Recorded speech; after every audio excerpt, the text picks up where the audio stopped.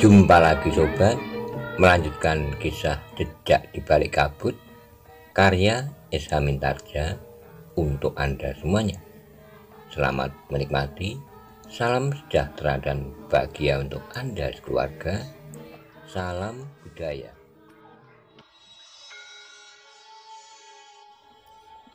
Pada episode sebelumnya dikisahkan 5 orang wakil dari perguruan Ki Hadjar Wiseso Tunggal sudah berhadapan dengan 5 orang wakil dari perguruan Ki Panengah.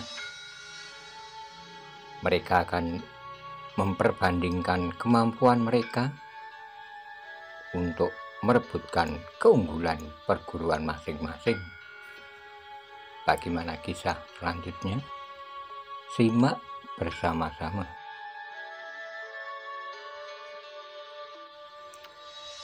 Ki Panengah memperhatikan orang itu sejenak. Kemudian ia pun berbicara, orang inilah yang harus mendapat perhatian utama. Raden Sutawijaya yang memiliki ilmu seakan-akan tidak terbatas itu pun berkata, lintang worawari. Ki Panengah dan Ki Waskita mengerutkan dahinya. Perlahan Ki Waskita berdesis, Raden yakin? Ya, serahkan orang itu kepadaku, meskipun kita akhirnya akan bekerja bersama. Tetapi Pangeran Benowo justru tertawa, namun sebelum ia mengatakan sesuatu, Raden Sutawijaya berdesis, mereka sudah siap. Pangeran Benowo menarik napas dalam-dalam. Dengan malas ia melangkah menjauhi Raden Sutawijaya. Ketika ia lewat di depan paksi, ia pun berdesis, jangan terlalu jauh dari Kakang Mas Sutawijaya. Mata orang yang tidak berbaju itu sangat berbahaya. Ia memiliki ilmu lintang worawari. Ternyata ada juga jenis ilmu yang belum diketahuinya. Tanpa ditentukan sebelumnya, Ki Hadjar Wiseso Tunggal telah menempatkan diri untuk memimpin perbandingan ilmu antara dua padepokan itu. 10 orang yang berada di dalam arena sama sekali tidak bersenjata. Sementara itu, Ki Gede Pemanahan pun mengerutkan dahinya ketika ia melihat orang yang tidak berbaju itu. Di sisi lain, Ki Kriyodarmo pun menjadi tegang. Ternyata Ki Hadjar Wiseso Tunggal tidak bermain-main dengan acaranya itu. Ki Kriyodarmo pun menaruh perhatian terbesar kepada orang tua kurus yang tidak berbaju itu. Dalam pada itu para prajurit yang berada di sekitar arena menyadari bahwa orang-orang yang berada dalam arena itu adalah orang-orang yang berilmu sangat tinggi. Namun seperti dikatakan oleh Pangeran Benowo, mereka pun harus bersiap menghadapi kemungkinan yang paling buruk. Beberapa saat kemudian maka orang-orang yang sudah berada di arena itu pun telah menyebar. Kedua belah pihak tidak ingin bertempur dalam kelompok yang menyatu, meskipun mereka akan berhadapan dalam keutuhan. Ternyata bukan hanya Pangeran Benowo yang memperingatkan paksi, tetapi Raden Sutawijaya pun berdesis di telinga paksi sambil lalu, hindari orang yang tidak berbaju itu, jangan terlalu jauh dari aku. Paksi mengangguk kecil, tetapi dengan demikian ia menyadari betapa bahayanya orang kurus yang tidak memakai baju itu. Dalam pada itu terdengar suara Ki Hadjar Wiseso Tunggal berteriak nyaring. Suaranya meninggi menggetarkan arena itu. Kenapa kalian tidak segera mulai? Ki Surakondolah yang pertama-tama melompat menyerang. Dendamnya benar-benar tertuju kepada paksi. Namun dengan demikian kedua orang guru paksi Raden Sutawijaya dan Pangeran Benowo justru tidak terlalu mencemaskannya lagi. Serangan Ki Surakondo berarti bahwa untuk sementara paksi tidak akan berhadapan langsung dengan orang yang tidak berbaju itu. Dalam pada itu Raden Sutawijaya lah yang melangkah mendekati orang yang tidak berbaju. Sambil tersenyum Raden Sutawijaya pun berdesis, "Kita belum saling mengenal di sana." Tapi di luar dugaan Sutawijaya, ternyata orang itu terlalu garang. Yang pertama-tama diucapkan adalah umpatan kasar, kemudian katanya, "Kau mau apa, tikus kecil?" "Ah, jangan begitu Kisanak. Mungkin dalam pertemuan ini kita akan dapat saling menimba ilmu. Aku cekik kau sampai mati dan itu bukan salahku. Kenapa kau menjadi begitu garang?" Orang itu tidak menjawab, namun Sutawijaya benar-benar harus berhati-hati. Ia melihat pada matanya yang cekung itu bayangan yang kelam, sehingga kedua mata orang itu seakan-akan terbenam. Namun justru matanya itulah yang harus mendapat perhatian, meskipun tidak harus ditatap. Jenak kemudian orang bertubuh kurus itu melangkah maju sambil berdesis, "Berjongkoklah supaya kau tidak mengalami perlakuan buruk. Biarlah 4 orang kawanmu saja yang ikut bermain." "Apakah kita akan berjongkok bersama-sama?" bertanya Raden Sutawijaya. "Persetan dengan kau." Tiba-tiba tangan orang itu terayun mendatar menyambar ke arah wajah Raden Sutawijaya. Tapi Raden Sutawijaya yang sudah siap telah memiringkan wajahnya, sehingga tangan orang kurus itu namun serangannya tidak terhenti. Ia pun segera mengayunkan tangannya yang lain menyambar ke arah kening. Namun sekali lagi Raden Sutawijaya sempat menghindar. "Tikus kecil, ternyata kau tangkas juga." Raden Sutawijaya tidak menjawab. Sementara itu orang kurus itu mendesak terus sambil mengayunkan kedua tangannya berganti-ganti. Tapi Raden Sutawijaya tidak membiarkan orang itu terus-menerus menyerangnya. Dengan tangannya sambil melangkah maju, seakan-akan tidak akan pernah terjadi perlawanan sama sekali. Karena itu maka tiba-tiba saja Raden Sutawijaya telah menyerang orang itu dengan kakinya. Dengan mudah serangan itu dilakukan orang itu sama sekali tidak melindungi dirinya, tidak berusaha menghindar dan membiarkan kaki Raden Sutawijaya mengenai perutnya.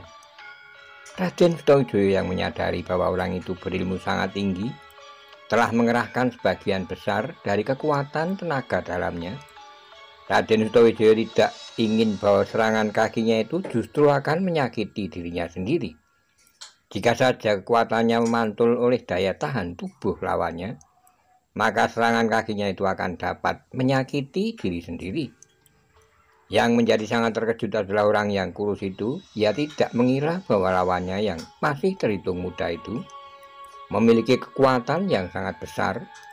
Lawannya yang menyerang tubuhnya dengan kakinya itu tidak terpental dan jatuh berguling serta menyeringai menahan sakit, tetapi serangan kakinya itu mampu menggoyahkan keseimbangannya.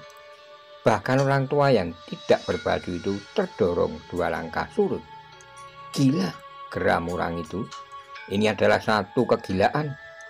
"Kenapa?" bertanya Raden Sutawijaya. "Kau mempunyai kekuatan yang demikian besarnya. Aku lebih muda darimu, kek. Bukankah wajar jika wadahku masih lebih kuat dari wadahmu? Tetapi kekuatan seseorang tidak tergantung pada kemampuan kewadakan saja. Aku percaya seandainya ilmu kita seimbang, maka kemudaanku adalah satu kelebihan di antara kita." "Ilmu kita seimbang?" bertanya orang tua itu. "Kenapa?" Orang tua itu tertawa berkepanjangan, sehingga perutnya yang tipis itu terguncang-guncang. "Kau membuat perutku sakit di sana." Raden Sutawijaya tidak menjawab, tetapi ia sempat memandang orang-orang di seputar arena. Hampir semua orang memandang orang kurus yang sedang tertawa itu. Bahkan orang-orang yang sedang berada di arena pun telah berpaling kepadanya, sedangkan Ki Ajar Wisiso Tunggal tanpa mengetahui persoalannya telah ikut tertawa pula.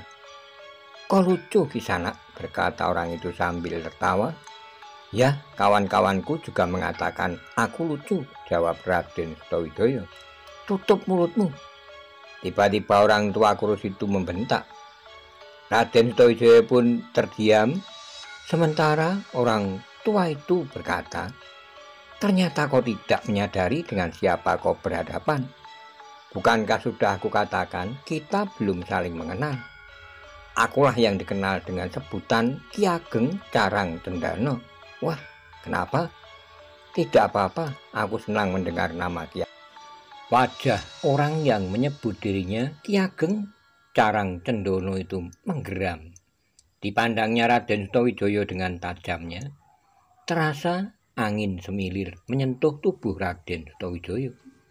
Demikian segarnya menyapu wajahnya, seakan-akan Raden Sutawijaya berada di sejuknya bayangan pohon yang rindang di saat matahari menjadi terik. Raden Sutawijaya menarik napas dalam-dalam. Ia sadar bahwa orang yang menyebut dirinya Ki Ageng Carang Cendana itu menjadi sangat marah. Orang itu sudah mulai menyerangnya. Angin yang segar itu dapat membuat seseorang menjadi sangat mengantuk, sehingga kehilangan pemusatan nalar budi meskipun di medan pertempuran. Tetapi Raden Sutawijaya adalah seorang yang memiliki ilmu seakan-akan tidak terbatas. Karena itu maka dengan penuh kesadaran ia telah meredam lapisan pertama ilmu lintang murawari yang tersimpan dalam diri orang tidak berbaju itu. Lewat pandangan matanya ia mampu membuat lawannya menjadi lemah dengan 1000 macam cara. Raden Sutawijaya tiba-tiba menguap, matanya menjadi redup. Namun sebenarnya lah bahwa ia sama sekali tidak terpengaruh oleh lapisan pertama ilmu lawannya itu. Aku sudah menyebut namaku. Siapakah namamu? Bertanya Ki Ageng Carang Cendana. Raden Sutawijaya mengusap matanya dengan nada dalam. Ia pun menjawab, namaku Sasongko, aku adalah murid sulung perguruan Ki Panengah. Ki Ageng Carang Cendana menarik napas panjang, katanya, namamu bagus.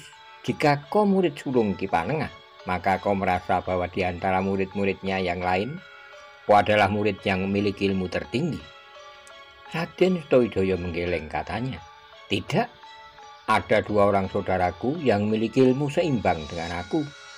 Murid kedua dan ketiga, namanya Wijang dan Paksi.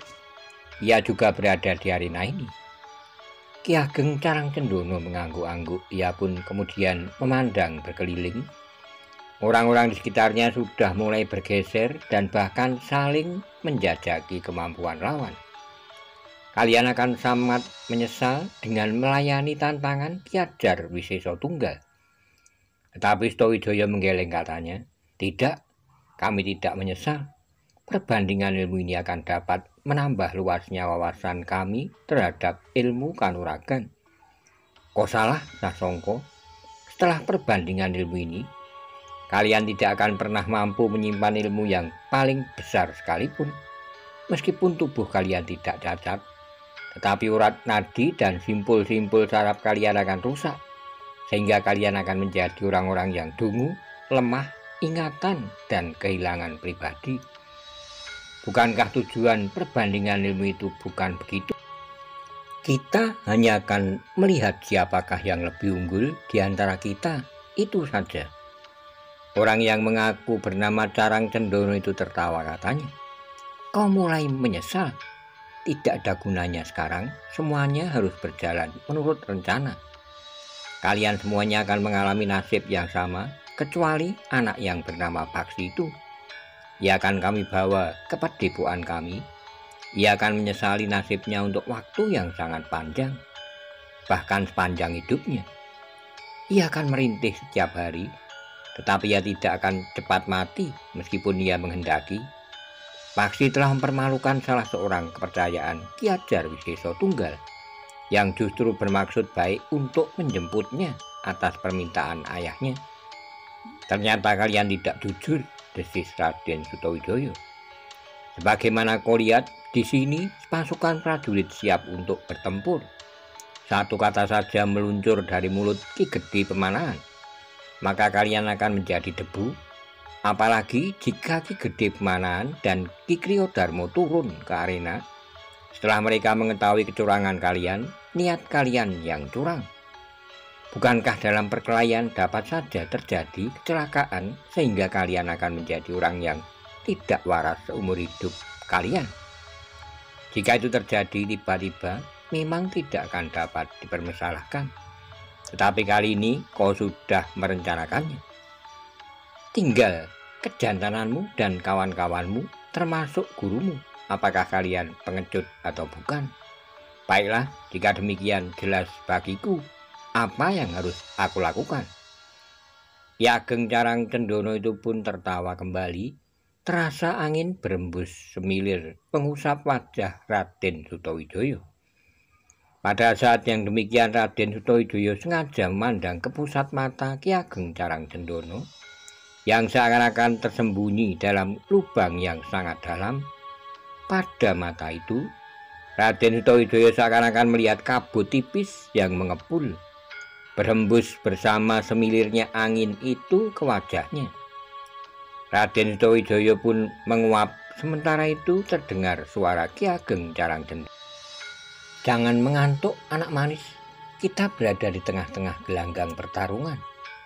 Raden Sutawijaya tidak menjawab, namun angin lembut itu pun masih saja terasa tidak henti-hentinya. Sementara itu sekali lagi Raden Sutawijaya menguap. Jika udara panas bagaikan mencekik, aku senang dapat berbicara dengan kau, Ki Ageng Carang Cendono. Kenapa? Terasa kesejukan berhembus mengusap tubuhku. Aku memang mengantuk, tetapi jangan takut bahwa aku akan tertidur, karena aku sadar kita berada di arena. Tapi beberapa kali kau menguap, matamu jadi redup. Tidurlah nak manis. Raden Sutawijaya seakan merasa sentuhan kekuatan ilmu Ki Ageng Carang Cendono sejak mereka mulai. Namun Raden Sutawijaya tidak juga memejamkan matanya. Tidurlah Sasongko, sudah waktunya kau tidur dan tidak akan pernah dapat bangun dengan kesadaran yang utuh. Tetapi Raden Sutawijaya menjawab, kenapa bukan kau saja yang tidur, Ki Ageng? Aku tidak biasa tidur di arena. Dahi Ki Ageng itu pun berkerut. Ia melihat Raden Sutawijaya masih berdiri tegak. Matanya masih tetap memandangnya dengan tajamnya. Apakah ilmuku tidak mempengaruhinya? Bertanya Ki Ageng itu dalam hatinya. Tetapi Raden Sutawijaya pun justru tersenyum sambil bertanya, Ki Ageng, apakah Ki Ageng sudah terbiasa menjadi pemomong kanak-kanak sehingga mempunyai kemampuan lebih untuk dapat menidurkannya? Anak iblis kau, kenapa kau menguap? Bertanya Ki Ageng. Sudah kukatakan, anginmu terasa semilir menyejukkan. Sayang kita berada di arena pertarungan, sehingga aku tidak boleh tertidur. Ki Ageng Carang Cendono pun kemudian yakin bahwa lawannya tidak terpengaruh oleh ilmunya. Bahkan agaknya ia telah mampu menebaknya dan berpura-pura menguap. Kemarahan Ki Ageng Carang Cendono pun bagaikan membakar jantungnya. Tiba-tiba saja ia melompat menyerang Raden Sutawijaya. Tangannya yang terayun didahului dengan sambaran angin yang tajam yang seakan-akan menusuk sampai ke tulang. Agaknya orang ini memang sangat berbahaya, berkata Raden Sutawijaya di dalam hatinya. Ia langsung pada tataran ilmu yang tinggi seakan-akan tanpa ancang-ancang. Sebenarnya lah Ki Ageng Carang Cendono tidak merasa perlu menjajaki ilmu lawannya. Demikian yakin akan kemampuannya, maka Ki Ageng berniat langsung menghancurkan lawannya dan membuatnya tidak berdaya untuk seterusnya. Kemudian Ki Ageng akan segera dapat membantu kawan-kawannya yang lain karena pertarungan itu ditentukan bukan berdasarkan atas siapa melawan siapa, tetapi berlima melawan berlima pula. Tapi ternyata Ki Ageng telah membentur kemampuan yang tidak diduganya sebelumnya. Ternyata lawannya yang masih terhitung muda itu tidak dapat segera dikuasainya. Ayunan tangannya yang diharapkannya dapat mengakhiri perlawanan orang yang menyebut dirinya Sasongko itu ternyata tidak menyentuh kening. Raden Sutawijaya masih sempat memiringkan kepalanya ketika ayunan tangan itu dengan cepatnya menyambar ke arah wajahnya. Yang terasa adalah desir angin yang membuat kulit wajah Raden Sutawijaya terasa pedih. Namun dengan demikian Raden Sutawijaya pun segera meningkatkan ilmunya pula. Ia tidak dapat bermain-main menghadapi orang yang memiliki kemampuan yang sangat tinggi itu. Karena itulah maka pertarungan di antara kedua orang yang berilmu sangat tinggi itu dengan cepat telah menjadi semakin sengit. Keduanya saling mendesak. Serangan dibalas dengan serangan. Ki Ageng Carangcendana menjadi semakin marah. Lawannya yang masih terhitung muda itu masih mampu mengimbangi ilmunya. Serangannya di awal pertempuran sama sekali tidak menyusutkan kesadaran dan kemampuan lawannya itu. Bahkan lawannya itu semakin lama menjadi semakin garang. Sementara itu yang lain pun telah terlibat dalam sengit. Untuk sementara ternyata mereka terikat seorang melawan seorang. Ki Ajar Wiseso Tunggal memperhatikan pertarungan di arena yang luas itu dengan jantung yang berdebaran. Yang menjadi pusat perhatiannya adalah orang yang tidak berbaju. Yang menyebut dirinya Ki Ageng Carangcendana itu Ki Ajar Wiseso Tunggal. Melihat Ki Ageng mulai mengerahkan kemampuannya. Aneh, berkata Ki Ajar dalam hatinya. Siapakah lawan Ki Ageng sehingga ia tidak segera dapat menundukkannya? Jika Ki Ageng ingin bermain-main, bukanlah waktunya ia harus segera mengurangi jumlah lawan, sehingga ia dapat membantu kawannya menghadapi lawan-lawannya. Sehingga dengan demikian maka satu demi satu, kelima orang dari padepokan Ki Panengah itu dapat dilumpuhkan. Seperti yang direncanakan, maka orang-orang yang dikalahkan itu akan tetap hidup. Tapi hidupnya tidak akan berarti apa-apa. Bagian dalam tubuhnya akan dirusakkannya sehingga meskipun wujud kewadagannya masih tetap utuh, tetapi ada bagian-bagian dalam tubuhnya yang tidak dapat bekerja dengan wajar. Dengan demikian maka perguruan Ki Panengah dengan sendirinya akan berakhir sampai di sini. Ki Gede Pemanan yang hadir di pinggir arena itu akan dapat melihat apa yang sebenarnya terjadi. Sehingga ia akan berpaling dari perguruan ini ke perguruanku. Dengan demikian segala macam bantuan itu akan mengalir dari Istana Pajang ke padepokanku. Anak-anak para pemimpin Pajang pun akan dikirim ke padepokanku untuk berguru dalam olah kanuragan.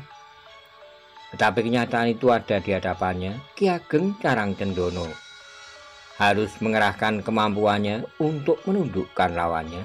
Bahkan ternyata Ki Ageng Carangcendana rasa-rasanya harus berpacu dengan kawan-kawan yang lain. Apa yang terjadi dengan Ki Ageng? Pertanyaan itu selalu mengganggu jantung Ki Ajar Wiseso Tunggal. Tetapi sebenarnya lah Ki Ageng mengalami kesulitan untuk dengan cepat menundukkan lawannya yang terhitung masih muda itu. Di lingkaran pertarungan yang lain, Paksi yang masih sangat muda dibandingkan dengan lawannya, berlompatan dengan tangkasnya dengan kecepatan tinggi. Paksi menghindari setiap serangan Ki Surakondo. Namun sekali-kali Paksi juga berusaha menjajaki kekuatan lawannya dengan menangkis serangannya. Benturan-benturan kecil yang terjadi memperingatkan Ki Surakondo agar berhati-hati menghadapi Paksi. Paksi telah mempermalukan Ki Semburwangi di hadapan ayahnya yang ingin mengirimkan Paksi ke padepokannya dengan pesan khusus. Ternyata Ki Surakondo harus mengakui tingkat kemampuan ilmu Paksi. Anak muda itu bukan saja sekedar menghindar serangan-serangannya, tapi kemudian anak muda itu pun mampu menyerang kembali. Bahkan semakin lama tidak menjadi semakin mengendor, tapi ketika kulitnya sudah basah oleh keringat, anak muda itu menjadi semakin garang. Kau harus menerima hukumanmu, geram Ki Surakondo. Kau harus berada di padepokanku untuk menjalani satu kehidupan yang tentu tidak kau senangi. Jika semula ayahmu ingin membuatmu menjadi seorang laki-laki yang tidak ada duanya di Pajang, maka yang akan terjadi adalah sebaliknya. Paksi tidak menjawab, tetapi yang sangat mengejutkan itu terjadi. Kaki Paksi ternyata berhasil menembus pertahanan Ki Surakondo mengatupkan mulutnya. Ternyata Paksi mampu menggoyahkan tubuh Ki Surakondo ketika kakinya menyentuh lambungnya. Ki Surakondo harus melompat mengambil jarak dan memperbaiki kedudukannya sambil mengumpat. Paksi sengaja tidak memburunya, dibiarkannya Ki Surakondo menilai apa yang baru saja terjadi. Kau dapat berbangga untuk sementara, Paksi, tapi jangan semakan aku dengan Ki Sempurwangi. Kau memang tidak sama dengan Ki Sempurwangi, kemampuanmu memang lebih tinggi. Agaknya kekuasaanmu pun lebih besar di Padepokan Ki Ajar Wisesa Tunggal, sahut Paksi. Tetapi tidak ada gunanya kau melawanku, akhirnya kau harus tunduk kepada kehendakku. Kepada keinginanku, kau harus ikut aku ke Padepokan dan menjalani satu kehidupan yang sudah kami persiapkan bagimu. Kenapa bukan kau saja yang ikut aku dan hidup di Padepokan ini? Mungkin kau akan menjalani satu kehidupan yang lebih menyenangkan dari kehidupanmu di Padepokanmu itu. Ki Surakondo menggertakkan giginya. Paksi memang keras kepala, ia sama sekali tidak nampak gentar menghadapi keadaan yang gawat itu. Ketika keduanya kembali bertempur, maka Ki Surakondo semakin merasakan bahwa Paksi memang berilmu tinggi. Karena itu maka Surakondo harus mengerahkan kemampuannya untuk dapat menundukkan. Tetapi ternyata sulit untuk dapat mengatasi Paksi, meskipun tataran ilmu Ki Surakondo sudah hampir sampai ke puncak. Namun Paksi masih belum mampu mengimbanginya. Sekali-kali serangan Ki Surakondo memang mampu menembus pertahanan Paksi. Kaki Ki Surakondo sempat mengenai dada Paksi sehingga Paksi terdorong beberapa langkah surut. Tetapi Paksi tidak memaksa diri untuk mempertahankan keseimbangannya. Paksi justru menjatuhkan diri dan berguling menjauhi lawannya. Ketika ia melihat lawannya melompat memburunya, maka Paksi pun telah melenting berdiri dan siap menghadapi lawannya. Bahkan ketika Surakondo menghentikan langkahnya, Paksilah yang justru melompat menyerang dengan secepatnya, meskipun serangannya itu tidak menyentuh sasaran.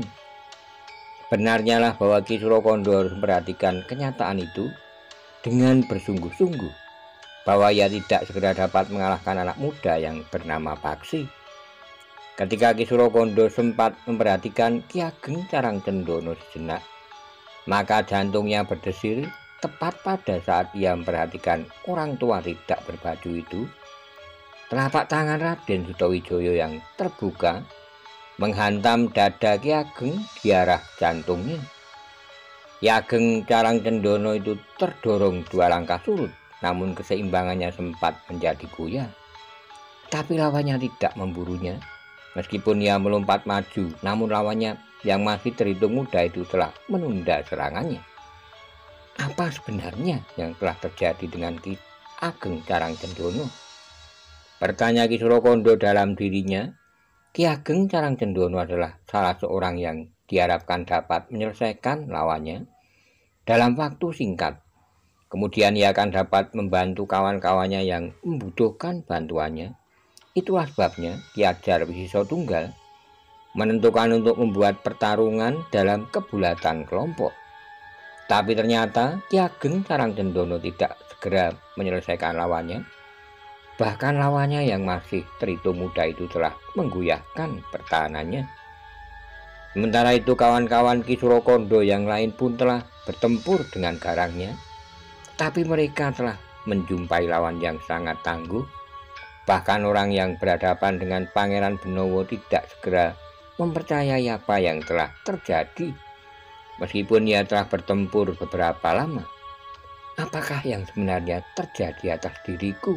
Bertanya orang itu. Lawan Pangeran Benowo adalah orang yang bertubuh kecil tetapi sudah ubanan. Tubuh yang kecil itu selalu saja bergerak. Rasa-rasanya sulit untuk dapat menyentuhnya. Tapi Pangeran Benowo sama sekali tidak menjadi bimbang menghadapinya, menghadapi orang yang tidak pernah berhenti bergerak itu. Pangeran Benowo justru lebih banyak diam. Ia berdiri saja, tegak pada kedua kakinya. Lututnya sedikit merendah. Ia hanya bergeser saja setapak-setapak. menghadapi ke arah orang bertubuh kecil yang tidak pernah berhenti bergerak itu. Ketika orang itu mulai menyerang, maka kakinya berlompatan ringan sekali. Kadang-kadang orang itu bergerak seperti seekor kera, tapi tiba-tiba ia menggeliat dengan kedua tangannya terjulur seperti dua buah kepala dari seekor ular yang garang sedang mematuk-matuk mengerikan.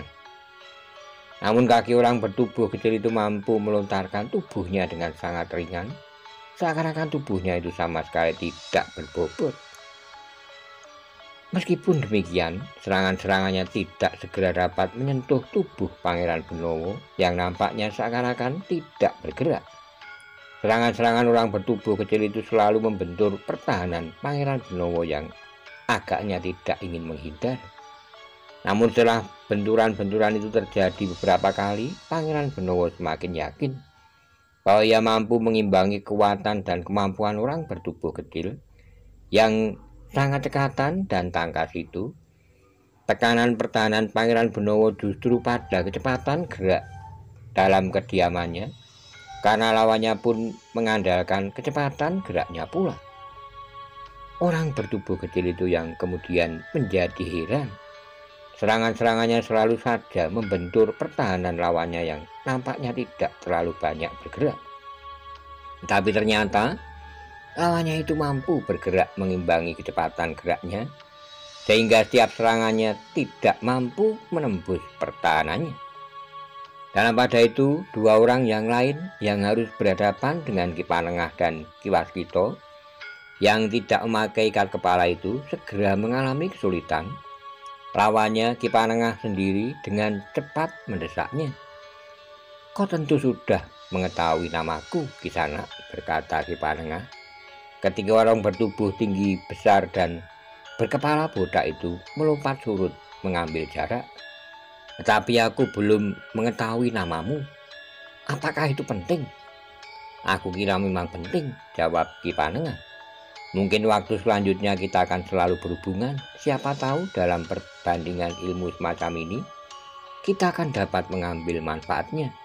Kita akan dapat saling mengasah sehingga kemampuan kita akan sama-sama meningkat semakin tajam."